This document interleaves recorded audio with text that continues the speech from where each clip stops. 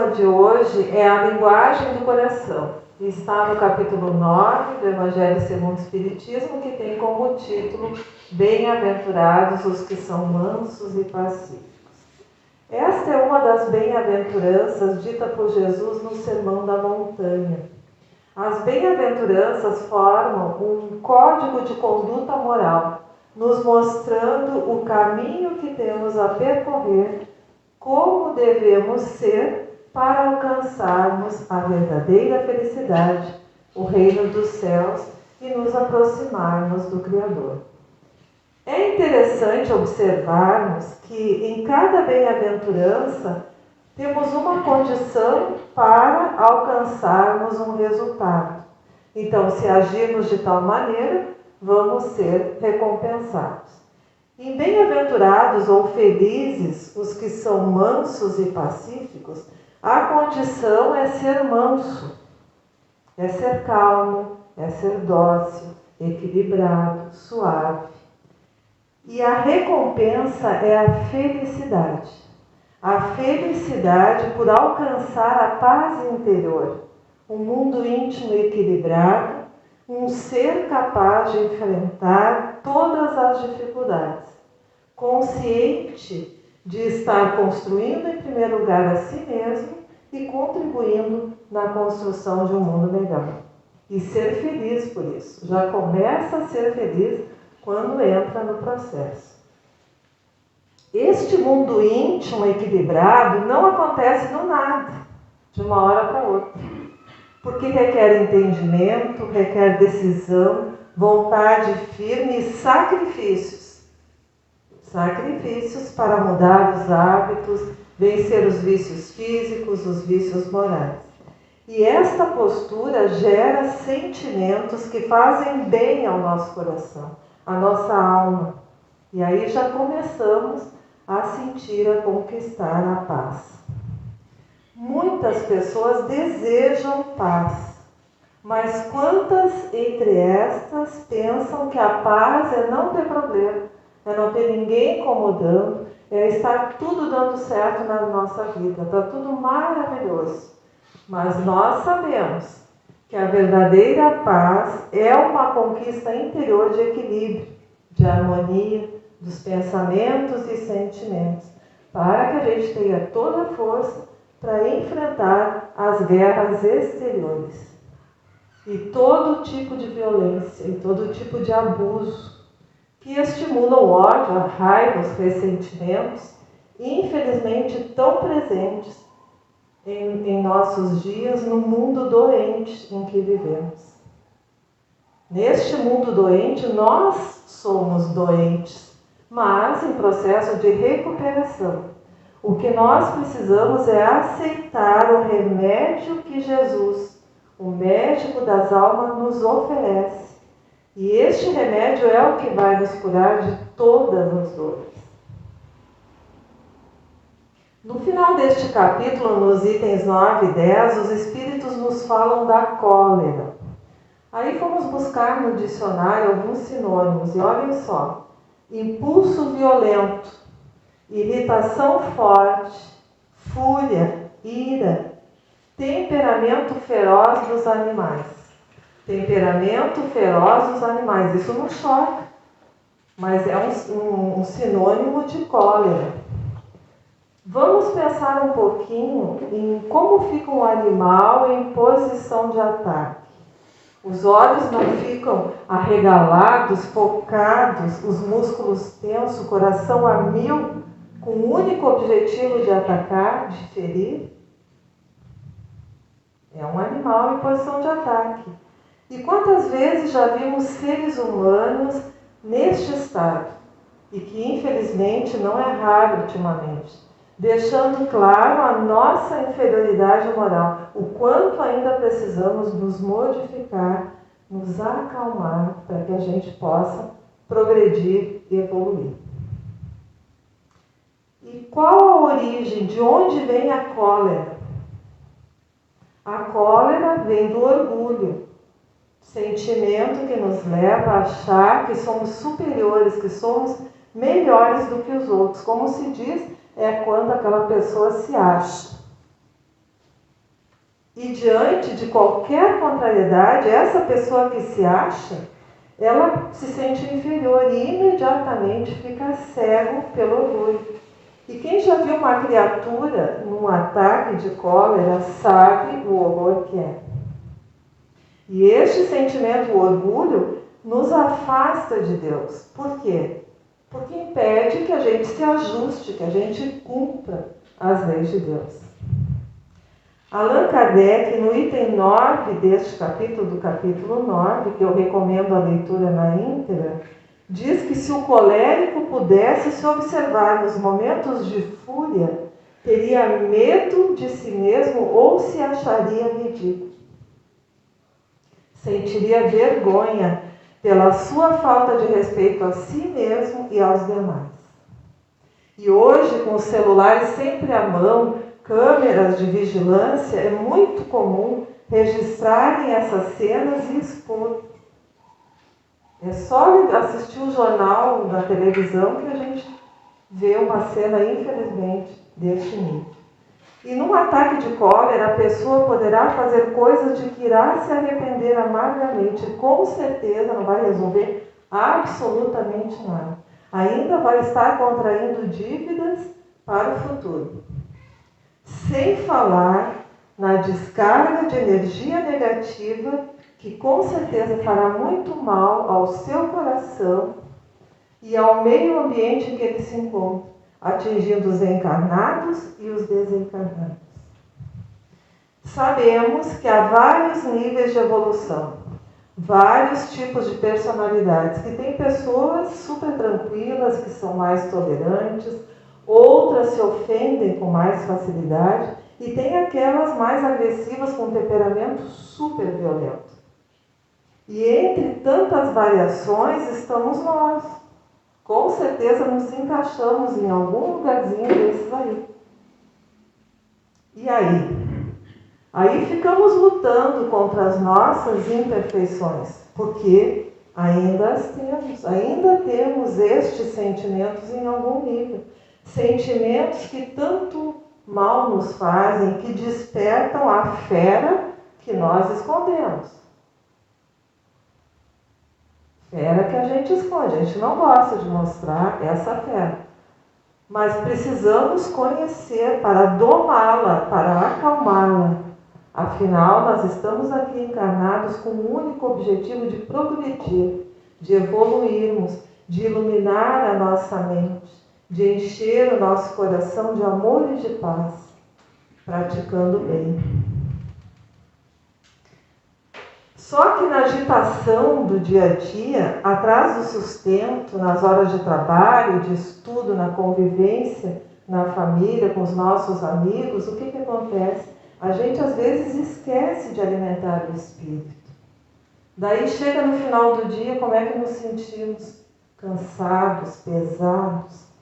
E já quando nós estamos em boa sintonia, temos bons pensamentos, bons sentimentos, e aí temos aquela sensação de bem-estar, de gratidão, calma, alegria de viver, vontade de ajudar o próximo, ficamos atentos e conseguimos observar aquele que precisa e alcançar e ajudar.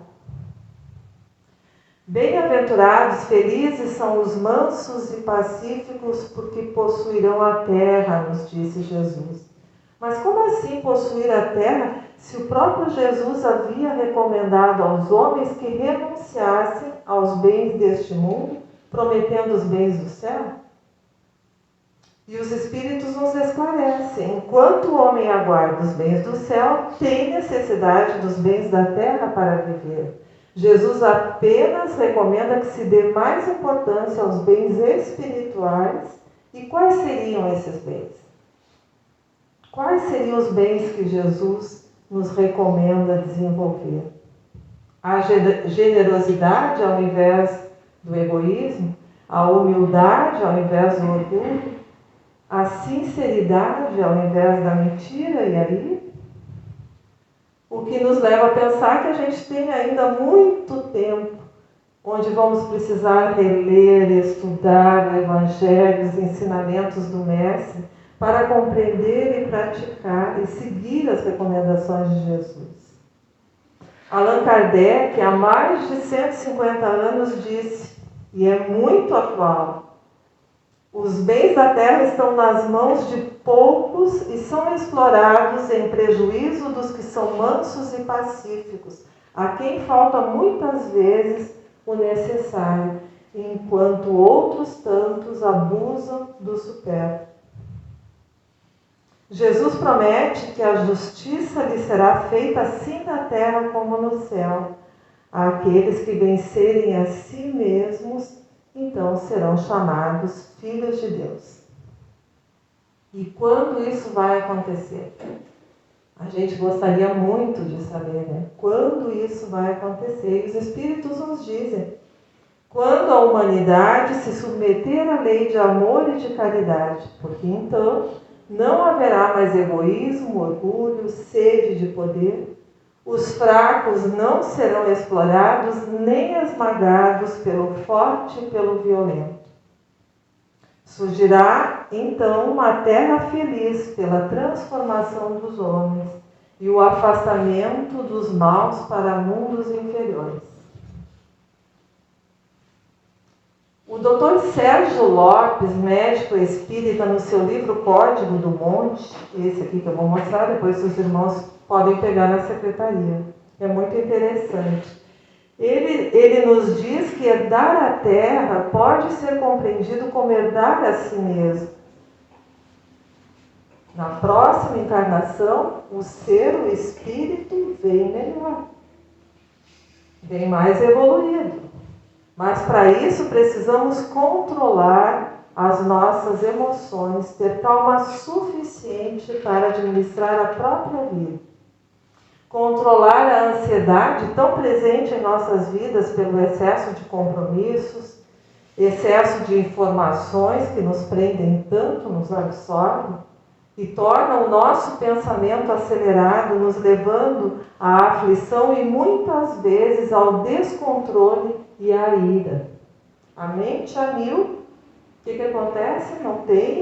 Não dá para pensar muito.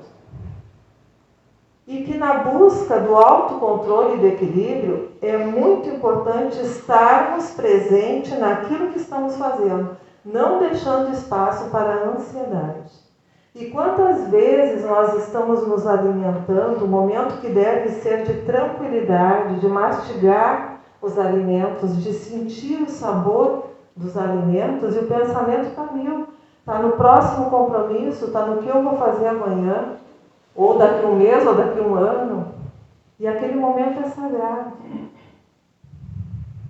O pai que leva o filho na praça fica lá embalando o balanço com uma mão e a outra no celular. Ele está ali fazendo duas coisas ao mesmo tempo e não está inteiramente presente, nem numa e nem na outra. Quando se vive nessa divisão, chega-se ao final do dia com a sensação de que faltou algo, que as coisas não foram bem feitas, gerando uma insatisfação com a vida e conosco mesmo. Ficando aí um buraco, um vazio, e muitas vezes não nos damos conta de onde vem. O que faltou? Faltou o alimento do espírito. Com certeza alimentamos o corpo, do jeito, pensando no próximo compromisso, na correria, mas o alimento do espírito, com bons pensamentos, sentimentos, ações, uma oração, boas leituras. É preciso estar presente no aqui e agora, naquilo que eu estou fazendo, para não criar esses espaços, esses vazios. E aí fica uma pergunta: será que aquela criança, por menor que seja, no momento que estava sendo embalado, e o pai embalava com uma mão, com a outra segurava o celular, ele percebeu que o pai não estava presente? Este e tantos outros comportamentos demonstram uma forte conexão com o mundo material, uma preocupação excessiva com o futuro. E a nossa mente não foi feita para isso, ela não dá conta. E fica de tal forma acelerada, envolvida com tantas coisas ao mesmo tempo, que não aguenta. A pessoa vive ansiosa, angustiada, tentando fazer e resolver tudo ao mesmo tempo, muitas vezes levando à depressão. Segundo o Dr. Sérgio Lopes, viver assim é como viajar sem olhar a paisagem. Viver assim, dividido, atucanado, é como viajar sem olhar a paisagem. Bem-aventurados os pacificadores, porque serão chamados filhos de Deus. Pacífico é aquele ser que busca calma, busca viver em paz. O pacificador é aquele que, além de pacífico, trabalha e age em favor da paz. Os mansos e pacíficos caminham devagar. Sabem que precisam de intervalos de parar alguns minutos durante o dia para esvaziar a mente, tentar, pelo menos tentar, esvaziar a mente e se conectar com a luz divina, sempre brilhante, sempre pronta a abastecer aqueles que a buscam. Não podemos confundir ser manso com aquela pessoa que fica de braços cruzados, passivo. E sim, ser manso é ter atitude com equilíbrio, com controle de si mesmo. Os Espíritos nos dão algumas instruções para nos trabalharmos e conquistarmos a mansuetude. Eles nos recomendam a afabilidade e a doçura, a paciência, a obediência e a resignação. A afabilidade e a doçura é ser benevolente para com os nossos semelhantes. A benevolência é fruto do amor ao próximo. E o que é ser benevolente? É ser bom, é ser suave, é ser doce no falar e no agir. Sentimentos que emanam de um coração sincero. Não adianta fingir. Esses sentimentos têm que partir de um coração sincero. E aí esses mesmos espíritos nos fazem um alerta. Cuidado com as aparências. Quantos usam máscara se fazendo de educados, de bonzinhos?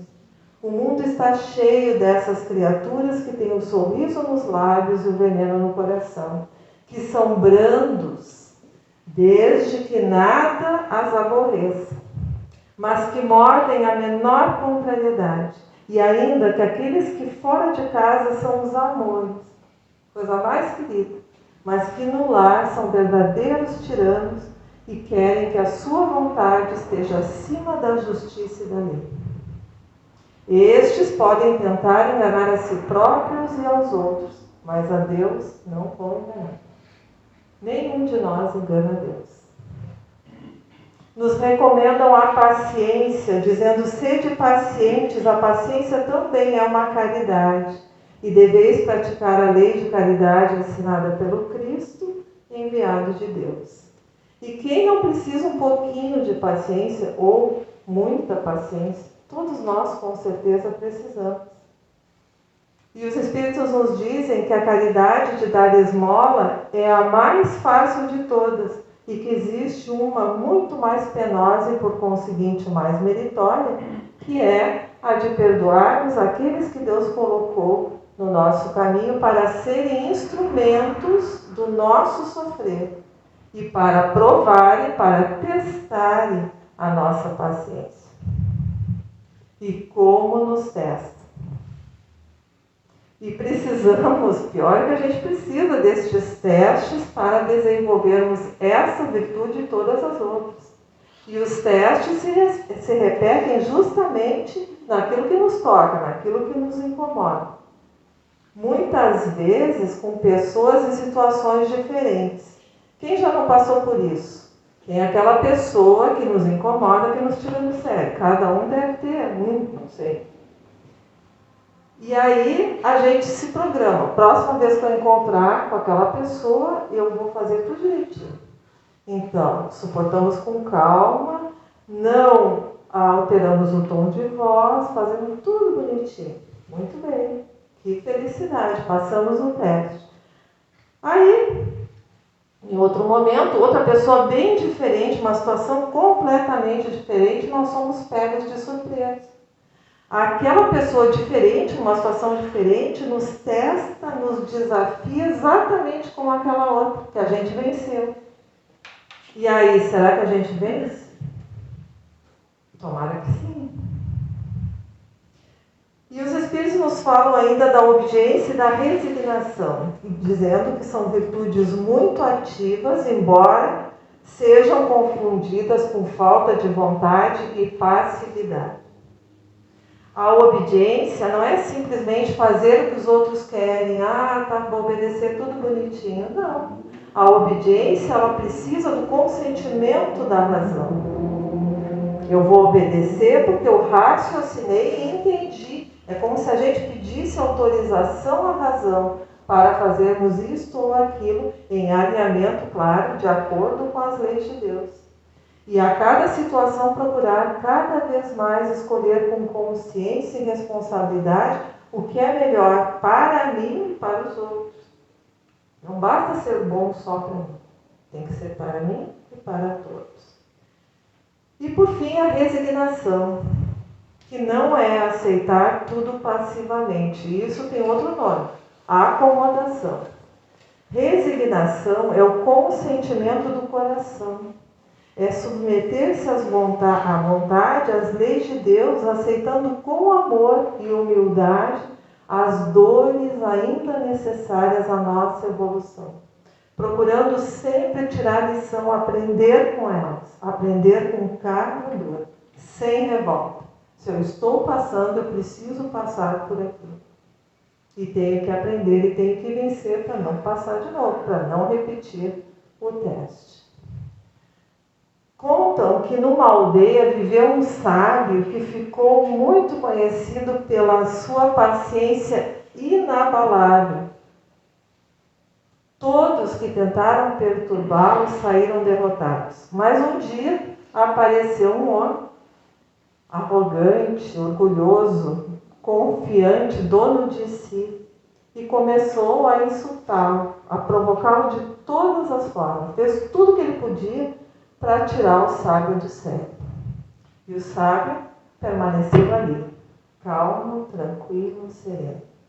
Um rapaz que assistia a tudo ficou impressionado e perguntou para o sábio: mas como que o senhor aguenta tanta provocação? E o sábio tranquilamente respondeu: se alguém te oferecer um presente e tu não aceitares, a quem pertence o presente? O rapaz: a quem ofereceu. Aí o sábio concluiu: a mesma coisa acontece com estes sentimentos. A raiva, a agressividade, os insultos, a inveja e por aí vai. Quando não aceitamos, continuam pertencendo a quem nos trouxe. E aí fica uma grande lição para nós. Muitas vezes a coisa está chegando e a gente já está pegando, já está sofrendo, já está se incomodando, se revoltando e respondendo. E queremos ser mansos e pacíficos.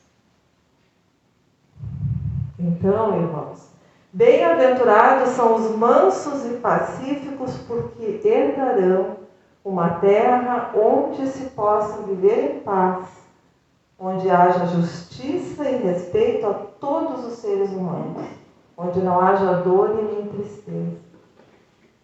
Que possamos, então, refletir e buscar essa transformação para sermos verdadeiros herdeiros dessa terra. E podemos começar hoje, agora, refletindo sobre o tipo de viagem que nós estamos fazendo.